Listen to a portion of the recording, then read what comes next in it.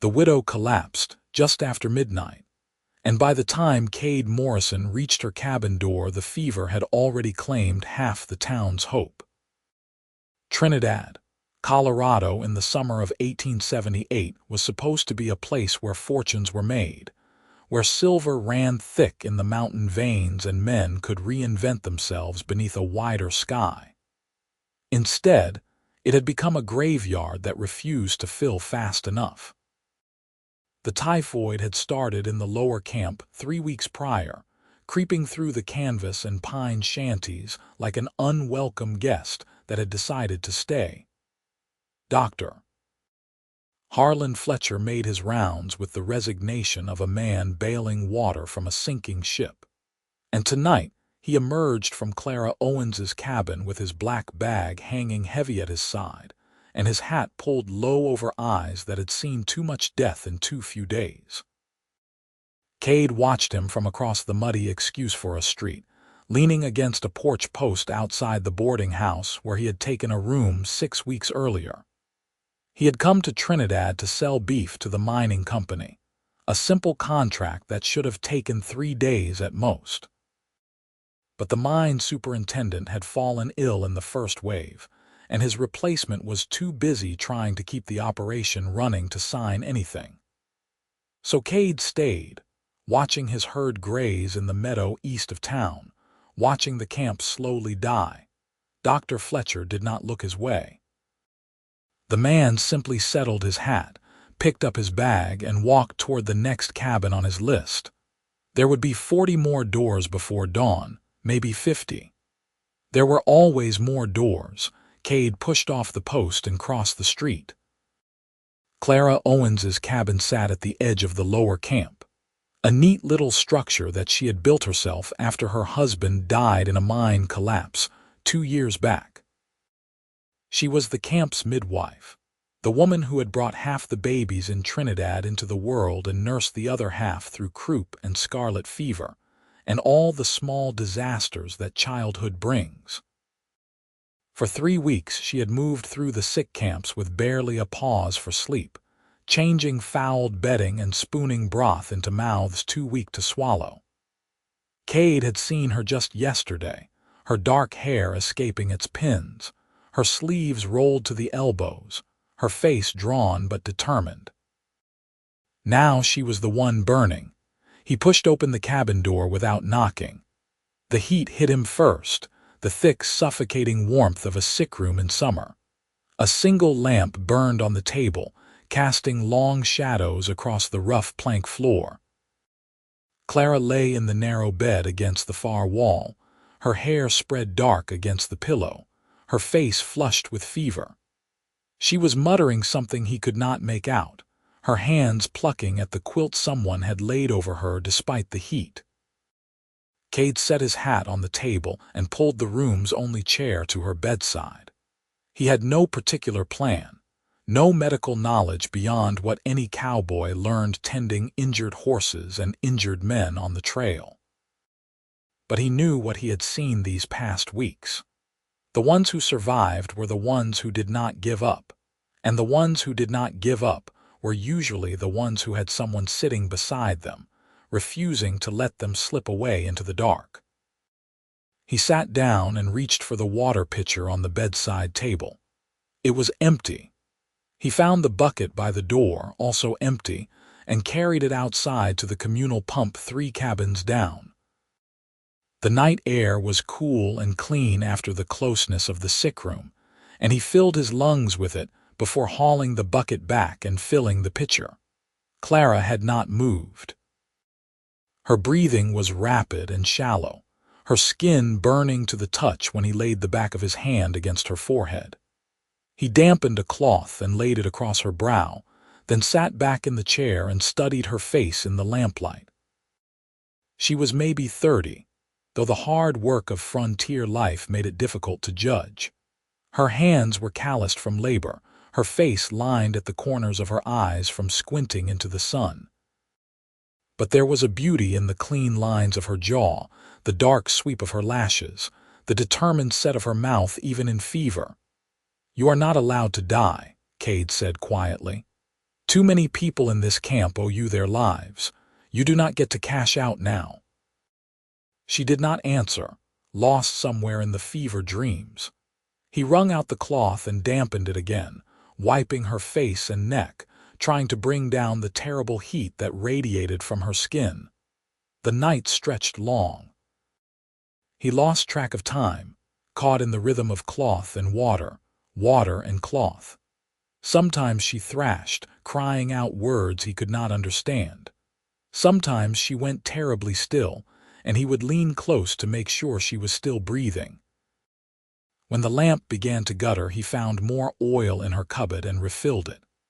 When the water bucket ran low, he made another trip to the pump, grateful for the excuse to step into the clean night air. Dawn came gray and uncertain, the sky the color of old pewter. Cade heard the camp beginning to wake around him, the sounds of men heading to the mines, the rattle of wagon wheels on the rocky street. He stayed where he was. His herd could graze another day without him. The contract could wait. Nothing out there mattered more than this small cabin and the woman burning up inside it. Dr. Fletcher appeared mid-morning, moving through his rounds with mechanical efficiency. He examined Clara briefly, his face grim. "Her pulse is rapid. The fever has not broken. Make sure she drinks if she wakes enough to swallow. Keep her cool. Beyond that." He trailed off with a shrug that said everything and nothing. "She is going to make it," Cade said. The doctor looked at him with eyes that had seen too many confident predictions proven wrong. "I hope you are right, Mr. Morrison. I sincerely do." He picked up his bag and left, and Cade was alone with her again. The second day was worse than the first. Clara's fever climbed higher, and she grew more agitated, fighting invisible enemies in her delirium. Cade had to hold her down at one point to keep her from throwing herself out of bed, his hands gentle but firm on her shoulders as she struggled against him. "Easy," he murmured. "Easy now. You are safe. You are in your own bed in your own home. Nobody is going to hurt you." She subsided gradually, her eyes opening but not seeing him, focused on something far beyond the cabin walls. He coaxed a few sips of water between her lips and counted it as a victory. That night he talked to her, filling the silence with anything that came to mind. He told her about growing up on a ranch in Texas, about learning to ride before he could properly walk, about the first time he had helped drive cattle north and thought he was the biggest man in the world. He told her about horses he had known, good ones and bad ones, and the one mare who had loved apples so much she would follow him around like a dog if he had one in his pocket. "You would like her," he said, wringing out the cloth again. Sweet, tempered thing. For all she was stubborn as a mule when she got an idea in her head. Reminds me of you, actually. The stubborn part. You are too stubborn to let a little fever take you down. Clara made a sound that might have been agreement or might have been nothing at all. He chose to believe it was agreement. The third night she was worse. Her breathing grew labored, her skin so hot he could feel the heat radiating from her before he even touched her. Panic clawed at his chest, but he pushed it down and kept working, kept cooling her burning skin, kept talking. "Stay with me," he whispered in the darkest hours before dawn. "Come on, Clara, stay with me. You do not get to leave. Not now. Not like this." The fourth day brought a neighbor woman, Sarah Henderson, who knocked timidly at the door and offered to spell him for a few hours. Cade thanked her but did not leave. He stepped outside long enough to wash his face at the pump and eat the plate of beans and cornbread she had brought, then returned to his post. Sarah stayed for a while, tidying the cabin and changing the bedding with Cade's help, her face drawn with worry. "She delivered my Tommy," Sarah said softly. "Breech birth, and the doctor said I would likely die. But Clara, she just rolled up her sleeves and told me I was going to be fine, and I believed her. She worked for 16 hours to turn that baby, and when he finally came she was smiling like it was Christmas morning. "She is going to be fine," Cade said, because he needed to believe it. By the 5th night, he had run out of stories about himself, so he started inventing things. He told her about a horse he had never owned, a paint stallion with the speed of lightning and the temperament of a saint. He told her about a cattle drive that had never happened, through territory he had never seen, with cowboys whose names he made up on the spot. "We crossed the river at sunset," he said, his voice hoarse from days of talking. "The water was running high from the spring melt, and the cattle did not want to go in. But we got them across, every last one, not a single loss. And when we made camp on the far side, the sky was so full of stars you could not fit a pin between them." Her fever raged on. He kept the cloth cool, kept water to her lips when she would take it, and kept talking. The 6th day was when he started telling her the truth. "I do not know what I am doing here," he admitted in the gray light of afternoon. "I should have left weeks ago. The herd needs to be moved before the grass runs out, and that contract is never going to get signed at this rate. But I cannot seem to make myself go. Every morning I wake up and think today is the day. Today I will settle my bill and ride out. And then I see you fighting, still fighting, and I think maybe tomorrow instead." He paused, smoothing a strand of dark hair back from her forehead. "You probably do not even know who I am," he continued. "We have spoken maybe 3 times. Once when I first arrived and you were treating a miner with a broken arm, once at the general store, once in passing on the street. Not enough for you to remember, but I remember. I remember thinking you had the most capable hands I had ever seen. That sounds foolish when I say it out loud, but it is true. You were splinting that man's arm and your hands were so sure, so steady, and he was looking at you like you hung the moon. I thought, there is a woman who knows her purpose in this world." Clara's breathing hitched, and he leaned forward in alarm, but it steadied again after a moment. He sat back, rubbing his tired eyes. The 7th night he ran out of words. He simply sat there in the lamplight, holding her hand, listening to her breathe. When the fever seemed to spike, he would whisper, "Stay with me," because it was all he had left to give. Dr. Fletcher came on the 8th morning and found Cade asleep in the chair, his head resting on the edge of the bed, his hand still holding Clara's. The doctor checked her pulse, felt her forehead, and made a small sound of surprise. "The fever has broken," he said. Cade jerked awake, disoriented. "What?" "The fever has broken," Dr. Fletcher repeated. "She is not out of danger yet, but if she can keep liquids down and rest, she has a fair chance." He looked at Cade with something that might have been approval. "You should rest too, Mr. Morrison. You will be no good to her if you collapse." But Cade did not rest. The 8th day was the most terrifying yet, because now that hope had been offered he was afraid to lose it. He watched Clara like a hawk, monitoring every breath, every flicker of her eyelids, every slight movement. Sarah Henderson came by with soup, and he managed to get a few spoonfuls into Clara's mouth, thrilling when she swallowed reflexively. On the 9th night, Clara opened her eyes, not the blank, unseeing stare of delirium, but a true waking. She blinked slowly, her gaze moving around the cabin before finally settling on Cade's face. Her lips moved, but no sound came out. He quickly held a cup of water to her mouth, supporting her head as she drank a few small sips. "Welcome back," he said, and his voice broke on the words. She studied him with confusion. "You are the cattle contractor," she said hoarsely, "Cade Morrison. Why are you in my house?" He smiled, exhaustion and relief making him giddy. "It is a long story."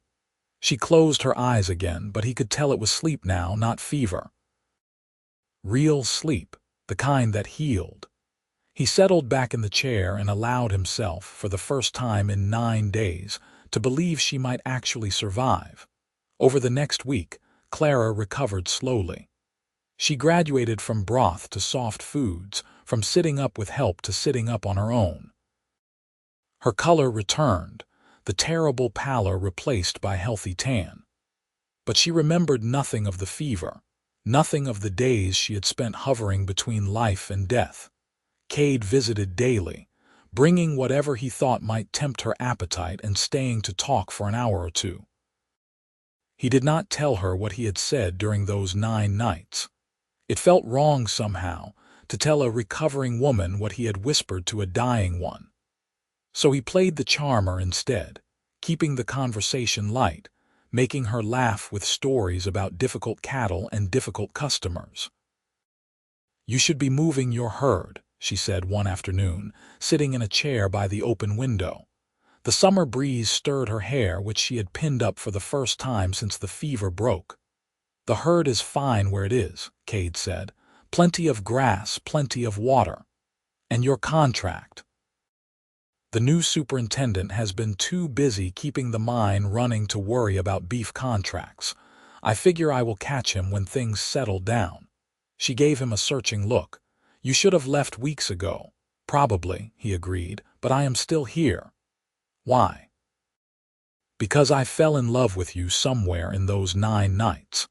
Because the thought of leaving this camp without knowing you will be all right makes my chest feel like it is caught in a vice. Because I have been drifting for 10 years, and you are the first thing that has felt like an anchor." "The scenery is nice," he said instead, and she laughed. The truth came out a week later, courtesy of Sarah Henderson. Cade had stepped out to buy Clara a newspaper from the general store, thinking she might enjoy reading about the world beyond her cabin. When he returned, Sarah was just leaving and Clara was staring at him with an expression he could not quite read. "Sarah tells me you sat with me for 9 nights, she said without preamble. Cade set the newspaper on the table. "Sarah talks too much. She says you barely left my side. That you kept the fever down when it tried to take me. That you talked to me the whole time. Someone had to. Why you? Why not me?" Clara shook her head, frustration creasing her brow. "Because you do not know me, Mr. Morrison. Because you had a herd to tend and a contract to sign. Because there were a dozen other people in this camp who had more claim on you than I did." "Maybe I did not see it that way," Cade said quietly. She looked at him for a long moment, and he saw something shift in her eyes. "What did you say to me? When I was fevered? Nothing important." "That is a lie, maybe," he admitted, "but it is my lie to keep." She opened her mouth to press the issue, then seemed to think better of it. Instead she said, "Sarah also told me something else. She said the fever has not stopped. That 3 more people died yesterday, all of them in the lower camp." Cade had heard the same. The typhoid continued its march through Trinidad, immune to prayer and medicine alike. "Dr. Fletcher is doing everything he can. It is not enough." Clara stood, moving to the window. She was still weak, but growing stronger every day. "Typhoid spreads through contaminated water and food. Everyone knows that, but we have a dozen different wells and springs in this camp, and nobody can figure out which one is tainted. I would have thought the doctor checked them all." He did, as best he could. "They all look clean, but something is spreading the disease, and until we find it, people are going to keep dying." She turned to face him. "I need to get back to work." "You need to rest," Cade said firmly. "You nearly died, Clara. You cannot just pick up where you left off. People are dying. And you dying along with them will not help anyone." They stared at each other, and Cade could see the war playing out behind her eyes, the need to help against the knowledge that she was not yet strong enough. Finally, she sighed. "At least help me think it through," she said. "You have been in this camp for weeks. You notice things. Where do you think the fever started?" Cade considered the question. "The lower camp, without a doubt. The first cases were all down there, but it has spread uphill since then." "Water flows downhill, not up. Unless someone is carrying it," Clara frowned. "Or unless the source is uphill from both camps." That thought had not occurred to Cade. He moved to the window, looking out at the jumble of cabins and tents that made up Trinidad. The camp was built on a hillside, with the mine at the top, the company buildings and better homes in the middle, and the rougher lower camp at the bottom. A creek ran through the canyon, fed by springs higher up the mountain. "The main spring," Clara said slowly. "The one that feeds the flume that feeds the creek, if that is contaminated. Then everyone downstream is drinking tainted water," Cade finished. "We need to check it." "You need to rest," Cade said again. "I will check it." "You do not know what to look for." "Then tell me." She did, describing the signs of contamination, the places where waste or runoff might seep into a spring. Cade listened carefully, committing it all to memory. Then, despite her protests, he left to investigate. The main spring was a quarter-mile above the camp, tucked into a rocky hollow where water bubbled up from deep underground. The mine company had built a wooden flume to channel the water downhill, where it fed into the creek and provided water for the lower camp. Cade studied the area carefully, looking for anything out of the ordinary. At first, he saw nothing. The spring itself was clear, the water cold and clean tasting. The flume was well built, the joints tight. But then he noticed something odd. About 30 feet uphill from the spring, the ground was unusually green and lush, as if water was seeping up from below. He climbed up to investigate and found what he was looking for. A privy vault, old and poorly maintained, its contents leaking into the ground. And the ground sloped directly toward the spring. Cade's stomach turned. He looked around and spotted a small building another 50 feet uphill. The mine superintendent's residence. Of course, the company man would have his own private privy rather than use the communal ones down in camp. And of course, nobody would have thought to check whether that privy was contaminating the water supply. He returned to Clara's cabin and told her what he had found. Her face went pale, then flushed with anger. "That privy has been there for years," she said. "And nobody thought to check if it was leaking. Apparently not. We need to tell Dr. Fletcher. We need to tell everyone." "We need proof," Cade said. "Right now, all we have is a theory. A green patch of ground and a privy that might be leaking. What more proof do we need? The kind that will convince the mine company to shut down that spring and dig a new one. The kind that will keep them from just denying it and blaming someone else." Clara's eyes narrowed. Someone else like who? Cade had heard the rumors, ugly whispers circulating through the camp. "There is a family of Chinese laundrymen down in the lower camp. Some people are saying they brought the fever with them, that it is their fault." "That is ridiculous. They have been here for over a year, and the fever only started 3 weeks ago." "I know. But people want someone to blame, and they are convenient." Clara stood abruptly, anger giving her strength.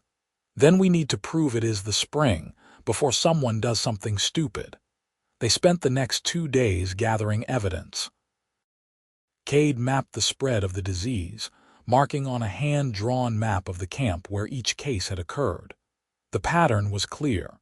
The sickness clustered around the creek and the areas served by the flume from the contaminated spring.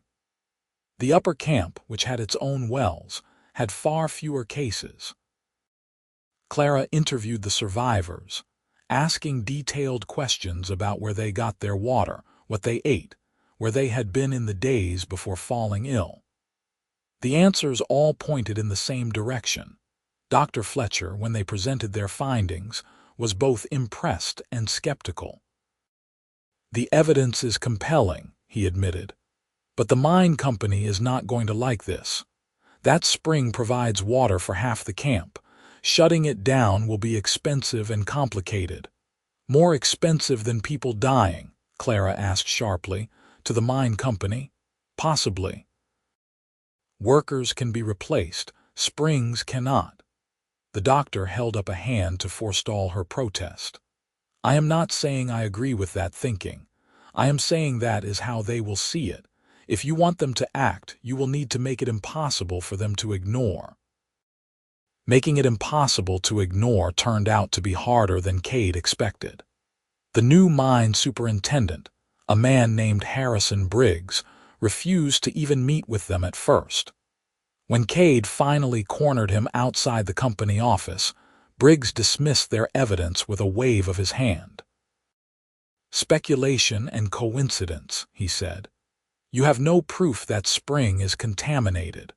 For all we know, those Chinese in the lower camp are the real problem. Their laundry methods are unsanitary. Everyone knows that." "That is not true, and you know it," Cade said, fighting to keep his temper in check. "We have mapped the disease. It follows the water from your spring." "Your map proves nothing. Now, if you will excuse me, I have work to do." Cade wanted to punch the man. Instead, he returned to Clara and reported his failure. She listened in tight-lipped silence, then stood and reached for her shawl. "Where are you going?" Cade asked. "To talk to the Chen family. If Briggs is trying to blame them, they deserve to know." The Chen family operated a laundry service out of a small building at the edge of the lower camp. They were quiet, hard-working people who had come to Trinidad the previous year and minded their own business. The father, Chen Wai, spoke reasonable English and listened gravely as Clara explained what was happening. "We have done nothing wrong," he said when she finished. "We use clean water. We boil everything. Our methods are sanitary." "I know," Clara said, "and we are going to prove it. But in the meantime, I wanted you to be careful. There are people in this camp who are looking for someone to blame, and you are convenient targets." Chen Wai's expression hardened. "We have nowhere else to go. This is our home now." "I understand. Just please be careful." Walking back to Clara's cabin, Cade said, "Briggs is not going to change his mind. We need another approach." "What do you suggest?" "We get the workers on our side. If enough miners demand the spring be shut down, the company will have to listen." Clara considered this. "A petition." "More than that. A meeting. Lay out the evidence for everyone to see. Let them decide for themselves." They held the meeting 3 days later in the largest space available, a half-built warehouse near the mine. Nearly 100 people showed up. Miners and their families, shopkeepers and laborers. Everyone who had watched the fever cut through the camp and wondered when it would take someone they loved.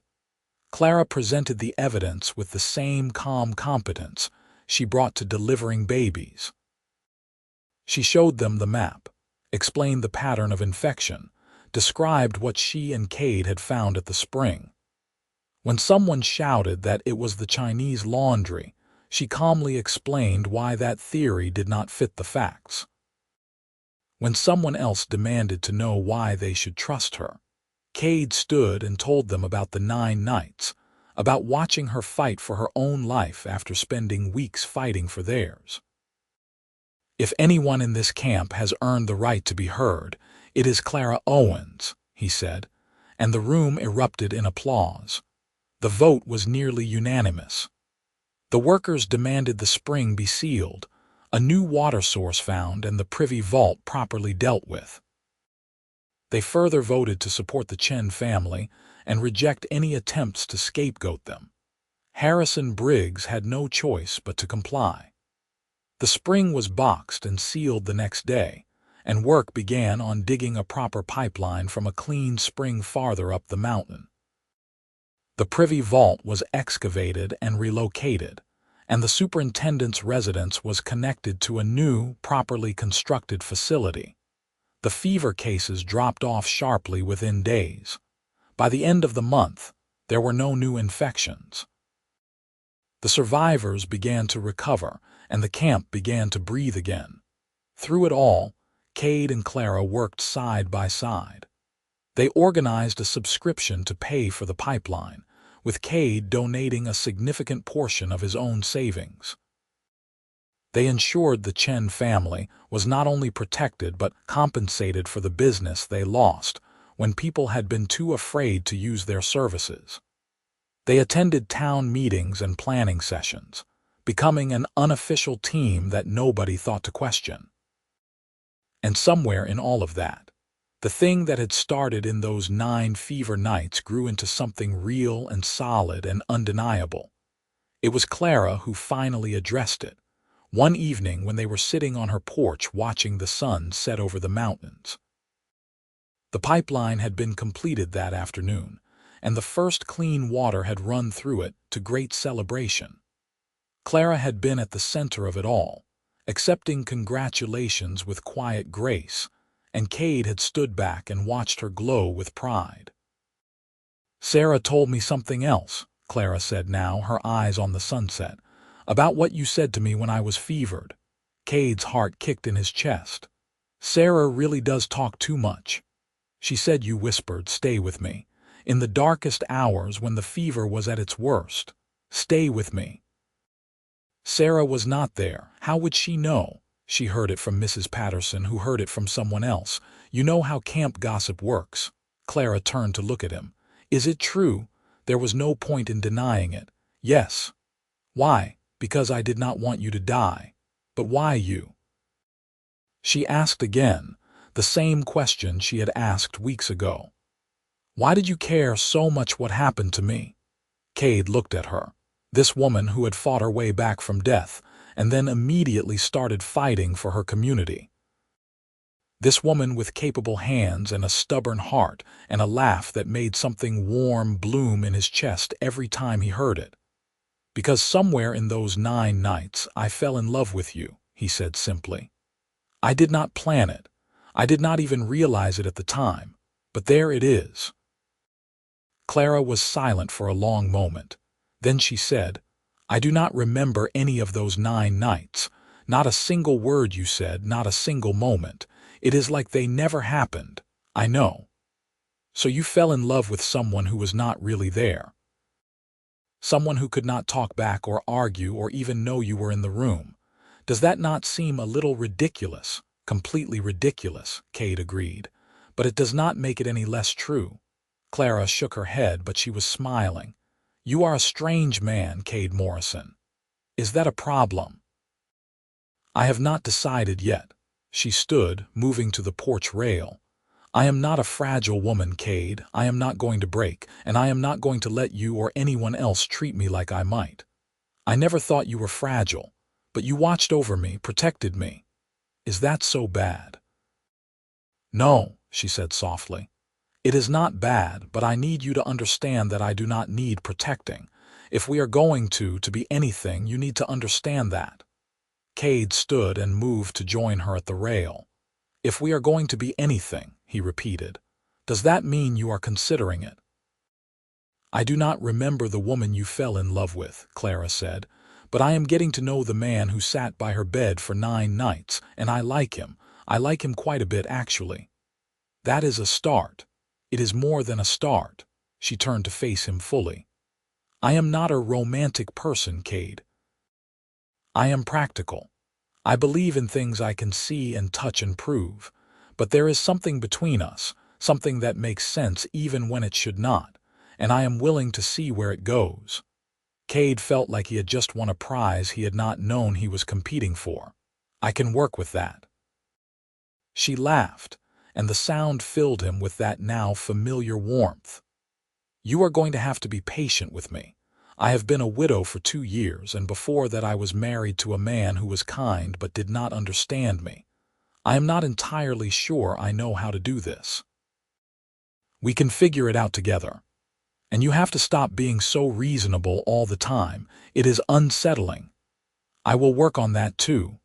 Clara reached out and took his hand, her calloused fingers lacing through his. They stood there on the porch as the sun sank lower, painting the sky in shades of orange and pink and gold. And Cade thought that he had never been happier than in this moment. Over the following months, Trinidad slowly returned to normal. The new pipeline brought clean water to the whole camp, and the fever became a memory, though not one easily forgotten. A plaque was installed at the new waterworks, listing the names of those who had died and crediting Clara Owens for her role in identifying the source and saving countless lives. Clara pretended to find it embarrassing, but Cade caught her looking at it more than once with quiet pride. Their courtship was the subject of much camp gossip, but they paid it little mind. Cade finally signed his beef contract, though he found reasons to return to Trinidad regularly even after his herd was sold. Clara returned to her work as midwife, delivering babies and tending the sick with the same calm competence as always.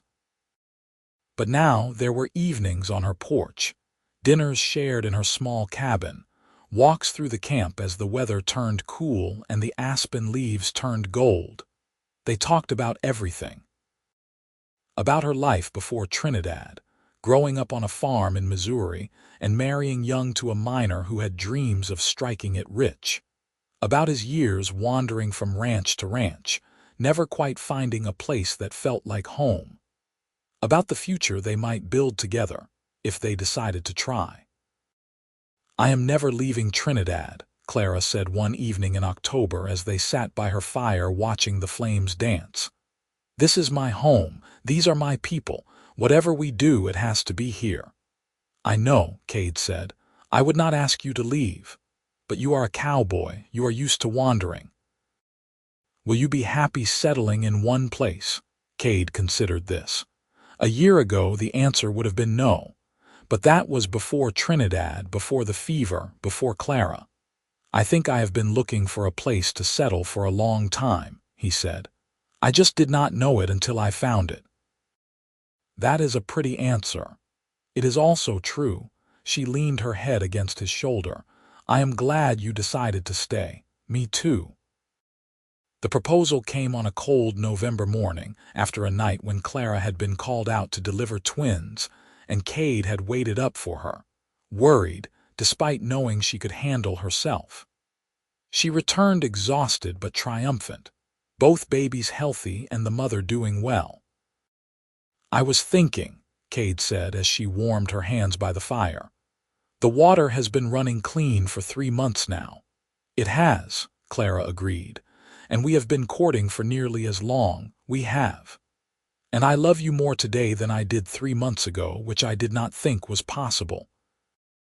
Clara looked at him, a smile playing at the corners of her mouth.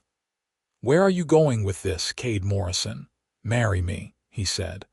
"Not because you need someone to take care of you, because God knows you do not. Not because it is expected or practical, or because everyone in camp is waiting for it. Marry me because I love you and you love me, and because life is better when we face it together." That is also a pretty answer. But is it a yes? Clara set down her coffee cup and crossed to where he sat. She took his face in her capable hands and kissed him, slow and sweet and sure. "Yes," she said when she pulled back. "On one condition. Name it. You are never allowed to treat me as fragile, not ever. Not even when I am sick or tired or have just delivered twins in the middle of the night. I am strong and I need you to remember that." "I have never forgotten it," Cade said. "It is one of the things I love most about you." "Then yes, I will marry you." They married the next week, on a Saturday afternoon when the whole camp turned out to celebrate. Dr. Fletcher performed the ceremony in Clara's cabin, which was too small for the crowd, but nobody seemed to mind. Sarah Henderson cried through the entire thing. The Chen family brought gifts and good wishes. Even Harrison Briggs attended, though he looked uncomfortable the whole time.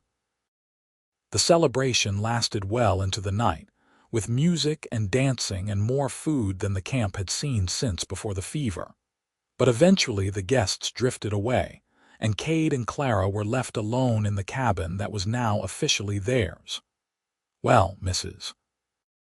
Morrison," Cade said, pulling her into his arms. "How does it feel?" "Strange," Clara admitted. "Good strange, though." "Just good, very good." She kissed him, and for a while there was no more talking. Later, lying in the dark with her head on his chest, Clara said, "Tell me what you said." "During the fever. I thought you did not remember. "I do not, but I want to know anyway." So Cade told her about the stories he had spun, the nonsense and jokes and desperate pleas. About the moment when the fever spiked and he thought he was losing her, and he had whispered stay with me because he could not bear the thought of a world without her in it. "I was already gone, you know," Clara said softly. "In those worst hours. I remember feeling like I was floating away and everything was very peaceful and quiet. But then I heard someone calling me back. I did not know it was you. I did not know it was anyone, but I heard it and I came back." Cade held her tighter. "I am glad you did. Me too." The years that followed were good ones. Cade sold his herd and used the money to buy a small ranch just outside Trinidad, where he raised horses and supplied the mine with working stock. Clara continued her work as midwife, becoming even more respected as time went on. They built a life together that was practical and comfortable and deeply happy. 3 years after their wedding, Clara gave birth to their first child, a son they named Isaac. Cade paced outside the cabin while Sarah Henderson and Dr. Fletcher attended the birth, nearly wearing a groove in the porch boards. When Sarah finally emerged and told him mother and son were both healthy, he broke down and cried with relief. Clara was sitting up in bed when he entered, the baby cradled in her arms, and she was glowing with a joy he had never seen before. "Meet your son," she said. Cade approached carefully, almost afraid to touch this small, perfect creature. But when Clara placed Isaac in his arms, all fear vanished.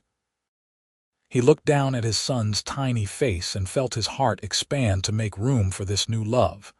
"He is perfect," Cade whispered. "He is," Clara agreed, "just like his father." 2 years later came Gregory, a loud and boisterous baby who grew into an even louder toddler. Then Penelope, quiet and thoughtful, with her mother's dark hair and her father's gray eyes. The cabin became crowded, so Cade expanded it, adding rooms and a proper porch. The ranch prospered, and Clara cut back on her midwife work as her children grew, though she still attended the difficult births and was always available in emergencies. Trinidad prospered too. The silver veins continued to produce, and the camp slowly transformed into a proper town. Streets were laid out, buildings constructed of brick and stone instead of wood and canvas. The waterworks that Clara had fought for became the foundation of a larger system that served the growing population. And through it all, the plaque with her name on it remained, a reminder of the fever summer and the woman who had saved so many lives. When Isaac was 12, old enough to understand, Cade told him the story of how he and Clara met. They were sitting on the porch in the evening watching the sunset, and Isaac listened with wide-eyed attention. "So you fell in love with Mother while she was sick?" Isaac asked when the story was finished. "I suppose I did," Cade said. "That is strange. Your mother said the same thing." "But romantic," Clara added, emerging from the house with a tray of lemonade. She had been listening, apparently, in a strange sort of way. "I still do not understand why you stayed," Isaac said. "You did not really know her." Cade looked at Clara, who smiled and settled into the chair beside him. "Sometimes you do not need to know someone a long time to know they are important," he said. "And sometimes the best things in life are the ones you never planned for. That is confusing. You will understand when you are older." Clara laughed and reached over to take Cade's hand, her fingers still as calloused as the day he met her, her grip still as sure. 30 years of marriage had added lines to her face and gray to her hair, but she was as beautiful to him now as she had been that first night when he sat by her fevered bed and refused to let her go. The years continued to pass. Gregory became a mining engineer, using his knowledge to improve safety and efficiency in the Trinidad mines. Penelope grew into a teacher, eventually running the new schoolhouse that the town built in 1895. Isaac took over the ranch, expanding it and carrying on his father's work. On the day of the schoolhouse dedication, the whole town turned out. It was a beautiful building, brick with large windows and a bell tower, a symbol of how far Trinidad had come from the rough mining camp it had once been. Cade and Clara sat in the front row, their grown children around them, and listened to the speeches about progress and education and the future. When it came time to recognize the community leaders who had made the schoolhouse possible, the mayor called Clara to the stage. She protested, as she always did when given recognition, but Cade gave her a gentle push and she reluctantly stood. Clara Owens Morrison has been the heart of this community for over 30 years, the mayor said. As a midwife, she has brought hundreds of our children into the world. As a citizen, she has fought tirelessly for public health and safety. And as a friend and neighbor, she has been there for countless families in their darkest hours. This school stands as a testament to the kind of community she helped build, one that values every life and works together for the common good. The applause was thunderous. Clara accepted it with grace, though her cheeks were flushed with embarrassment. When she returned to her seat, Cade took her hand and whispered, "You deserve every bit of that and more." "It is too much fuss," she murmured back. "It is not enough fuss, but it will do for now." After the ceremony, they walked through town together, greeting friends and neighbors, watching their children interact with their own children. Trinidad had become a real town, with electric lights and paved streets and all the amenities of modern life. But it still had the spirit of those early days, the sense of community forged in hardship and maintained through prosperity. They ended up at the waterworks, standing before the plaque that still bore Clara's name after all these years. Someone had cleaned it recently, and the brass gleamed in the afternoon sun. "You know what I remember most about that summer," Clara said, studying the plaque. "Not the fever itself. I do not remember any of that. But I remember waking up and seeing you sitting by my bed, looking like you had not slept in days. And I remember thinking, who is this man and why does he look at me like I hung the moon?" "You did hang the moon," Cade said, "at least as far as I am concerned. 30 years and you are still saying ridiculous things. 30 years and you are still pretending you do not like it." She laughed and leaned against him, and they stood there together as the sun began to set, painting the Colorado sky in shades of fire and gold. Two people who had found each other in the darkest of times and built a life that neither of them could have imagined. "I am glad you stayed," Clara said softly, echoing the words she had spoken so many years ago. "Me too," Cade replied. "Every single day, me too." They walked home as twilight fell, hand in hand, past the houses and shops of the town they had helped build. Past neighbors who called out greetings and children playing in the streets. Past the church where they had watched their own children get married and the park where their grandchildren played. When they reached their house, the one that had started as a small cabin and grown over the years into a proper home, Cade paused at the gate. "What are you thinking about?" Clara asked. "About a cattle contractor who came to sell beef and never left, about a woman who fought death and won, about 9 nights that changed everything."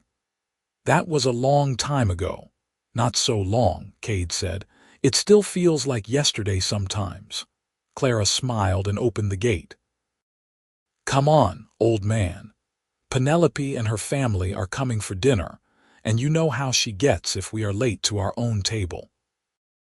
"I am coming," Cade said, but he lingered for a moment more, looking at the house filled with lamplight and love, at the woman waiting for him on the porch, at the life they had built together from a fevered whisper and a stubborn refusal to let go. Then he followed her inside, into the warmth and noise of family, into the home they had made, into the future they continued to build together one day at a time. And if sometimes, in the quiet moments before sleep, he still whispered, "Stay with me," well, that was between him and the woman who had been staying with him for more than 30 years and showed no signs of leaving any time soon. Outside, the Colorado night settled over Trinidad, and somewhere in the darkness a coyote called to the rising moon. But inside the Morrison house, there was only light and laughter and love, the kind that endures through fever and hardship and all the long years between, the kind that starts with a whispered plea and grows into something strong enough to last a lifetime.